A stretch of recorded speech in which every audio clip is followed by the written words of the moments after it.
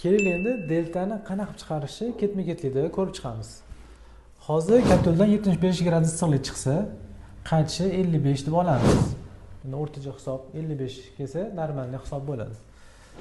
Bu formulaga qo'yamiz. Mana podacha 75, obratga 55. Mana 75 qo'shamiz 55 ga, bo'lamiz 2 ga va 20 ni ayiramiz, javobi 45 bo'ladi. Biz hozir deltani topib oldik.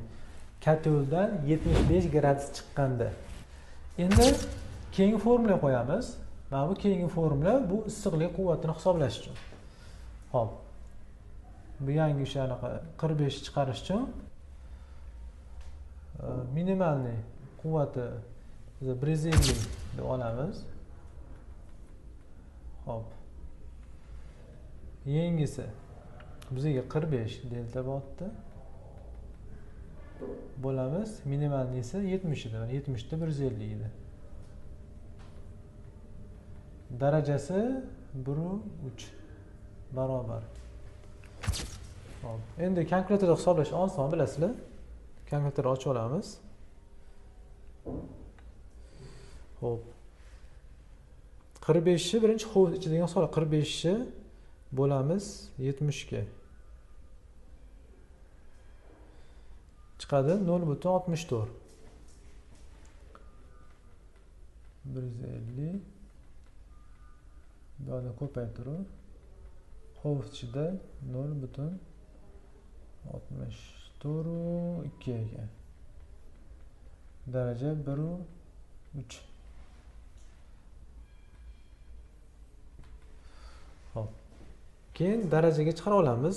Bilsanglar bunaqa kalkulyator kattasini ochsangiz, shu yerda darajani chiqarishni ko'rsatgan.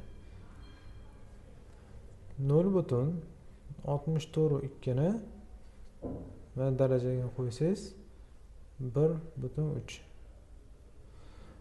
0.562 150 aytamiz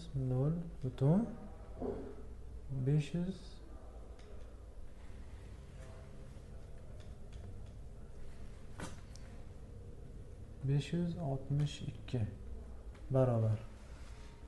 Endi kalkulyatorda 150 ni ko'paytiramiz 0.562 ga barobar 84.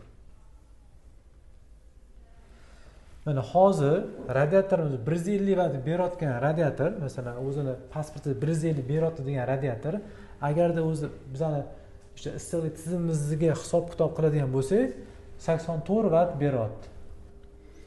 Endi 10 ta qovurg'asi 10 ni ko'paytirasiz 84 ga. Shunda 840 vat issiqlik beryapti. Salkam 2 barobar kam issiqlik beryapti. O'shanga ko'pchilik hisob-kitobni olmagan uchun radiator qo'ygandan keyin uyim nega isimayapti degan savollar ko'p tug'iladi. Mana shu hisob-kitoblar bo'yicha hisobini chiqarib radiator qo'yadigan bo'lsangiz, xudo xolasa uylar zo'r isiydi.